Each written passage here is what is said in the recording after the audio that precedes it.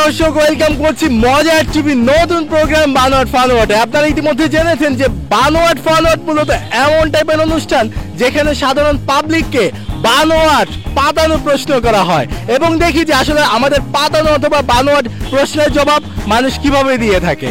So আজকে আমরা যে প্রশ্নটি মানুষকে করব তা হলো বাংলাদেশের বিখ্যাত কবি সানমা নসব।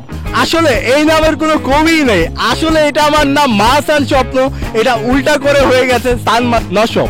সো আজকের প্রশ্নে আমরা চলে যাই এবং দেখবো যে পাবলিক আসলে এটার উত্তর কিভাবে দিয়ে থাকে। এই প্রজন্মের বিখ্যাত একজন কবি, মানে রাতারাতি কবি হয়ে গেছে, তার নাম হচ্ছে নসব সানমা।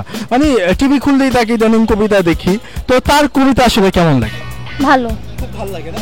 আচ্ছা, কালকে একটা প্রোগ্রাম হয়েছিল যে আমি ব্যক্তিগতভাবে সারা রাত দেখেছি, মানে সারা রাত কবিতা, মানে রাতের কবিতা আসর বিভিন্ন চ্যানেলে দেখেছি। ওই প্রোগ্রামটা দেখেছো? হ্যাঁ দেখেছি। তো ওনার কবিতা আসলে কেমন লাগে? ভালো, অনেক ভালো কবিতা। হ্যাঁ, তো ওনার একটি কবি, মানে একটি কবিতা আছে, সেটা হচ্ছে আমি যাব না তোর সাথে। ওই কবিতাটা তোমার কেমন লাগে? এমনিতে খুব ভালো লাগে।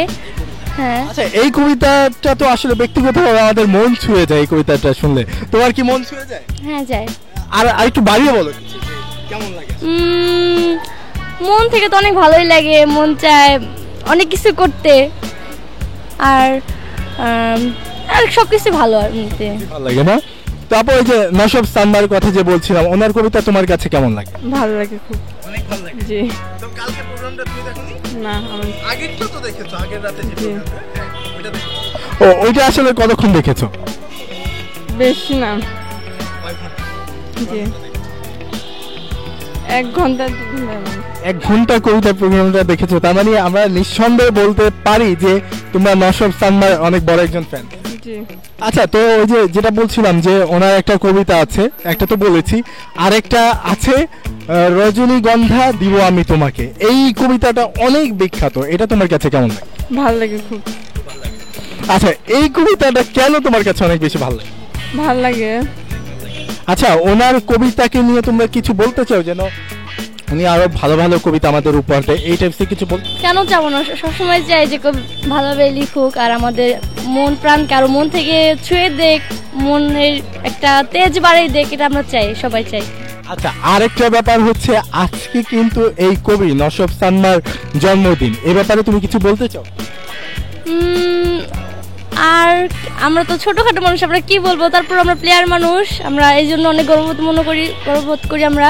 আর ওনার যেহেতু আজকে জন্মদিন, তাকে আমরা হ্যাপি বার্থডে টু ইউ বললাম আমাদের পক্ষ থেকে, আমাদের সব প্লেয়ার পক্ষ থেকে।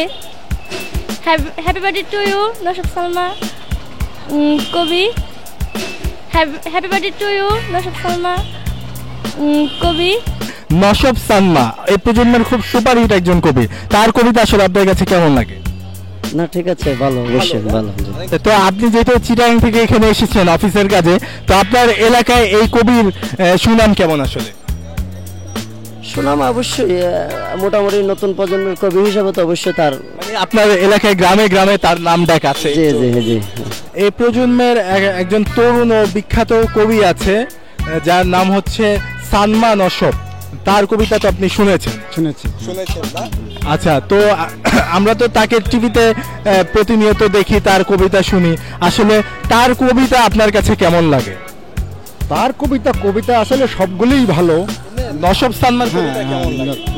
ওনার কবিতা তো ভালো লাগেই, মানে অসাধারণ ভালো লাগে, ভালো লাগাই স্বাভাবিক, মানে ভালো লেখার মতোই, ভালো লাগার মতো উনি কবিতা পাঠ করেন। আচ্ছা, গতকালকে রাতে আমরা ওনার কবিতার লাইভ প্রোগ্রাম দেখেছি, তো আপনি প্রোগ্রামটা তো দেখেছেন না? হ্যাঁ দেখেছি। তো সারা রাত তো হয়েছে প্রোগ্রামটা, আপনি কতক্ষণ দেখেছেন? আমি বেশ কিছুক্ষণ দেখেছি। আমি এটা ঘড়ি দেখে বলতে পারবো না, আনুমানিক 1:30 হবে। আচ্ছা, তো আপনি অনেক সময় ধরে দেখেছেন, তো আমরা তাহলে নিঃসন্দেহে বলতে চাই যে আপনি এই কবির অনেক বড় একজন ফ্যান। ভালো, অবশ্যই ভালো। হ্যাঁ। কি দর্শক, কি দেখলেন? আমাদের পাতানো ও বানোয়াট প্রশ্নের জবাব মানুষ কত মজার দিয়েছে। তার মানে আমরা কি বুঝলাম, যে সাধারণ মানুষ ক্যামেরার সামনে আসার জন্য যে কোনো কিছু বলতে প্রস্তুত। সো অবশ্যই আমাদের চ্যানেলের সবগুলি ভিডিও দেখুন, লাইক, কমেন্ট, শেয়ার এবং সাবস্ক্রাইব মাস্ট।